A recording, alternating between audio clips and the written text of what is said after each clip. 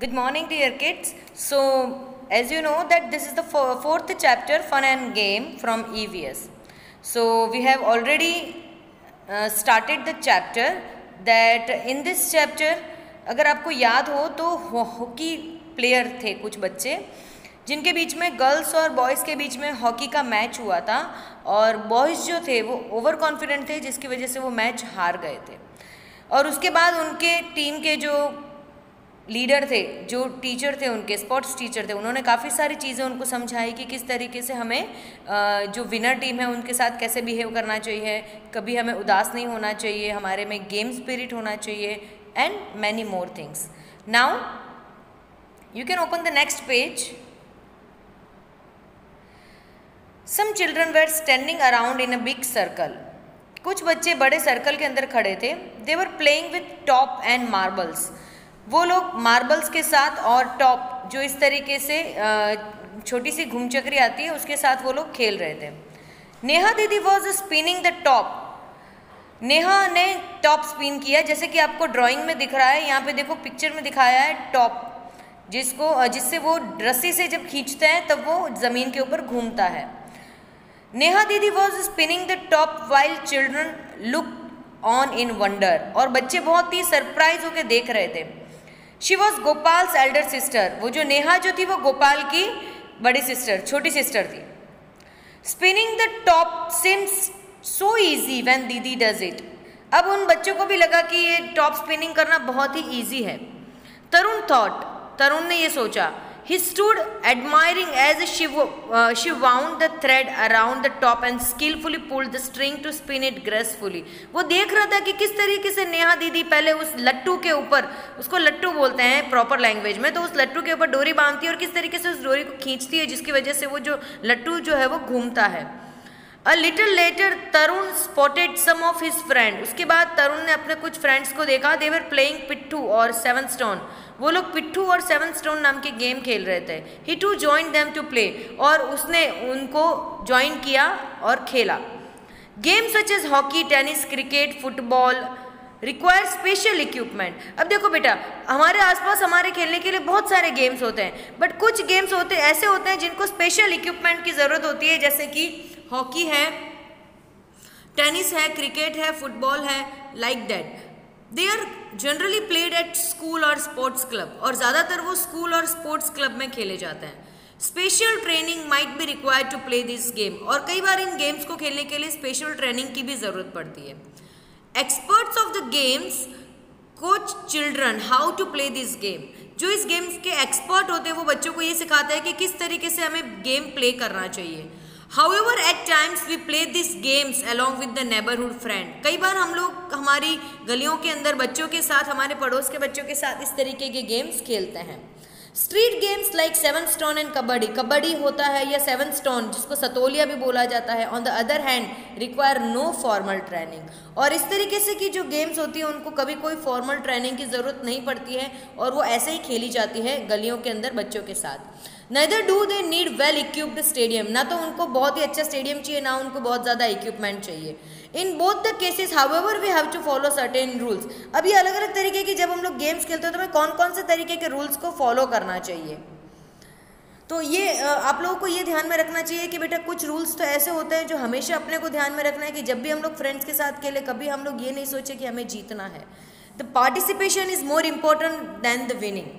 जीतने से ज़्यादा हम उस गेम को खेल रहे हैं, that is more important. Games खेलने के लिए हमारे अंदर स्पोर्ट्समैन स्पिरिट होना ज़रूरी है। स्पोर्ट्समैन स्पिरिट का मतलब है कि हमें गेम्स को जीतने या हारने से कोई मतलब नहीं होना चाहिए। वो गेम हमें बहुत ही एनर्जी के साथ और बहुत ही हमको एकदम से जो है उसके साथ लगन होके गेम्स को एकदम मन से खेलना है हमें। Now the next topic is their way of recreation. Recreation का मतलब है बेटा हमारी लाइफ जो है ना वो ऐसी चलती है, जैसे हम मॉर्निंग में उठते हैं, स्कूल जाते हैं, देन ब्रेकफास्ट करते हैं पहले, फिर स्कूल जाते हैं, फिर स्कूल में ब्रंच करते हैं, देन घर पे आते हैं, देन लंच करते हैं हम लोग, देन हम लोग ट्यूशन जाते हैं, थोड़ी देर सो जाते हैं, शाम को डिनर करते हैं, पढ़ाई करते हैं, like that is our regular schedule. Recreation का मतलब है हमारी लाइफ में कुछ नया करना जिससे हमें बहुत ही अच्छा लगे। Imagine that you spend the whole time studying. जस्ट सोचो कि अगर आपको पूरा दिन बोले कि स्टडी करो, You did not play. Nor did you go out for a picnic or a fair. ना आप कहीं खेलने जा सकते हो, ना आप कहीं पिकनिक में जा सकते हो, ना आप कहीं मेले में जा सकते हो. Elders just went on working. आपके बड़े लोग हैं वो सिर्फ वर्क पे जाते हैं, काम पे जाते हैं. Life would be so dull and boring. हमारी लाइफ बहुत बोर हो जाएगी. जैसे कि अभी एज यू कैन अंडरस्टैंड कि लॉकडाउन के अंदर जैसे हमारी लाइफ हो गई थी, तो ये एक तरीके का लॉकडाउन है. अगर हमारी लाइफ में कुछ रिक्रिएशन नहीं होता है then this is such a kind of a lockdown कि हमारी लाइफ कुछ चीज़ों के अंदर बंध के रह गई है, बस कि हमें वही चीज़ें करनी है. We need enjoyment and fun to keep our self fresh. हमारे सेल्फ को फ्रेश रखने के लिए हमें एन्जॉयमेंट और फन की ज़रूरत पड़ती है. Doing something to relax and have fun is called recreation. कुछ नया करना रिलैक्स होने के लिए और हमारी लाइफ में फन लाने के लिए, that is called recreation. Such activities give us energy for getting back to work again. और ऐसी जो एक्टिविटीज होती है वो हमें एनर्जी देती है जिससे हम लोग हमारे काम पे अच्छे से वापस लौट सकते हैं, हम एनर्जी के साथ हमारा काम कंप्लीट कर सकते हैं. So now here one recreation way is given, fun at the circus. अच्छा, आप लोगों में से सर्कस किस किस ने देखा है? आई होप कि बहुत सारे बच्चों ने देखा होगा. अगर आपने रियल में नहीं देखा तो आपने पिक्चर्स में या किसी सीरियल्स के अंदर भी सर्कस देखे होंगे. One day Tarun show poster of Apollo circus. एक दिन तरुण एक पोस्टर देखता है जिसका नाम है Apollo circus.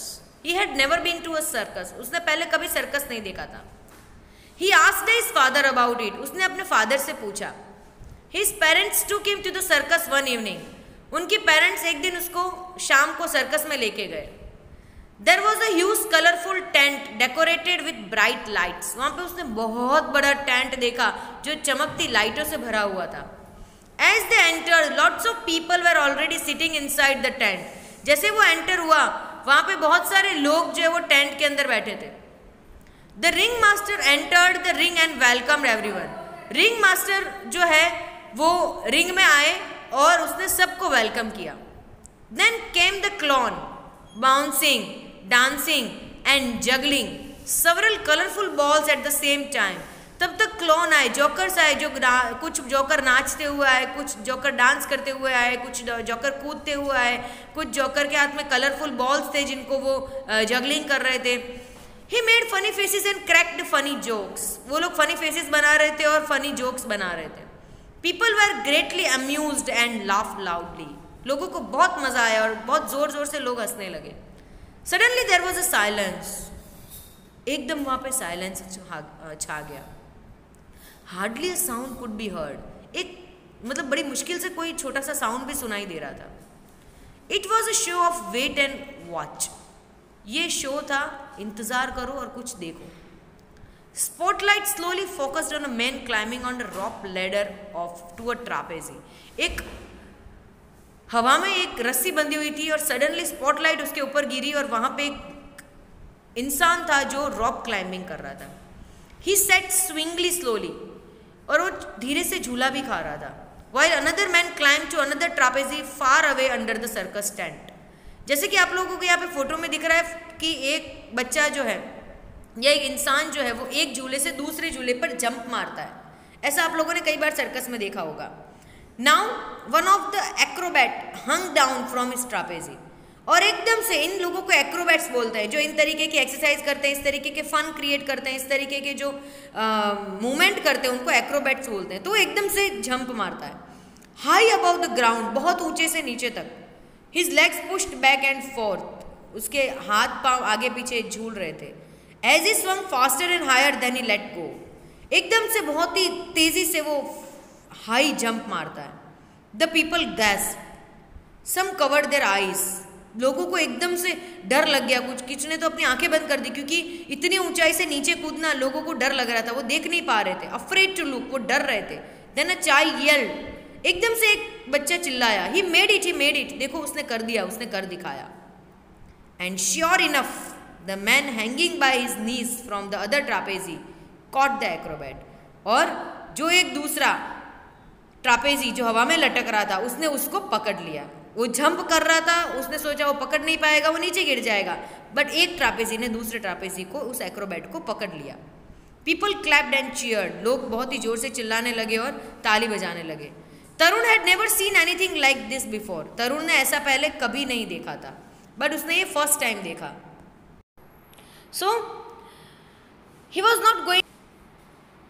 not going to forget his visit to the circus anytime soon. और उसको ये लग रहा था कि मैंने जो ये सर्कस का विजिट किया है मैं कभी लाइफ टाइम उसको भूलूं नहीं. Family functions. Now we have some kind of family functions also to get out from this boring life. इस boring life से हटने के लिए हमारे पास बहुत सारे family functions भी होते हैं. Tarun also love family function like marriage and birthday, क्योंकि जब हम कहीं पे मैरिज में जाते हैं, कहीं जब हम किसी का बर्थडे सेलिब्रेट करने जाते हैं तो वहाँ पे हमारे साथ बहुत सारे फ्रेंड्स हमें मिलते हैं और हम लोग बहुत खुश हो जाते हैं. He also loves to celebrate festival like Diwali, Eid, Christmas, Gurpurab, बहुत सारे फेस्टिवल भी हम लोग मनाते हैं. He celebrate festivals with his friends in the neighbourhood, और हम लोग ये जो फेस्टिवल्स है वो हमारे पड़ोसियों के साथ भी मनाते हैं, हमारे फ्रेंड्स के साथ भी मनाते हैं. Now the last topic of the chapter is their importance of recreation. अब ये जो recreation है, उन recreation का importance क्या है, क्यों हमारी लाइफ में recreation ज़रूरी है, क्यों कुछ नया करना ज़रूरी है. रिक्रिएशन एक्टिविटीज रिलैक्स अस, वो हमें रिलैक्स कर देती है, हमारी लाइफ से हम लोग बाहर आ जाते हैं, हमें लाइफ जीने का मज़ा आता है. And refresh our mind and body, हमारी माइंड को एकदम रिफ्रेश कर देती है. एक चीज़ बेटा आप सोचना कि आप इतने दिनों से घर पे बैठे हो, आपको जब स्कूल जाने को मिलेगा then will you enjoy that moment. आपको कितना अच्छा लगेगा कि इतने टाइम बाद मैं स्कूल जा रहा हूँ, मेरे इतने सारे फ्रेंड्स मिलेंगे, मुझे वहाँ पे एक साथ लंच शेयर करेंगे हम लोग, मेरे टीचर्स मुझे मिलेंगे, हम लोग पढ़ाई करेंगे. Means you just love that feeling. So recreation is very important. Then the third important is there they keep us happy and cheerful throughout the day. Recreation के थ्रू हम लोग पूरे दिन चेयरफुल और हैप्पी रहते हैं. जैसे अगर आज हम लोग किसी की बर्थडे पार्टी में गए हैं, अगर हम किसी के मैरिज फंक्शन में गए हैं, तो उस दिन हम लोगों को बहुत ही अच्छा फील होता है, पूरे दिन हम लोग बहुत ही खुश रहते हैं. Then fourth point is there they help us in getting good sleep during the night. Night में भी हमें इससे बहुत अच्छी स्लीप आती है, बहुत अच्छे से हम लोग सो सकते हैं. क्यों? क्योंकि पूरे दिन हम लोगों ने बहुत एन्जॉय किया होता है. We are very happy. Playing with friends help us in treating everybody equally. Friends के साथ खेलने से हम लोगों में इक्वलिटी की भावना आती है, जिससे हम लोग किसी को ऊंचा या नीचा, किसी को छोटा या बड़ा नहीं मानते और हम लोग एक साथ मिलके खेलते हैं. Visiting new place give us new knowledge about the place, people and their way of living. अगर हम लोग हमारे एल्डर्स के साथ कहीं बड़ी जगह, कोई नई जगह देखने गए हैं, तो उसके बारे में हम लोगों को नॉलेज मिलता है, एज वेल एज वहाँ के लोग जो है वो कैसे रहते हैं, उनकी लाइफ ऑफ लिविंग या वेज ऑफ लिविंग कैसा है, ये भी हमें पता चलता है, बहुत सारा नॉलेज मिलता है. And the last point is there playing together help us in developing team spirit and leadership qualities.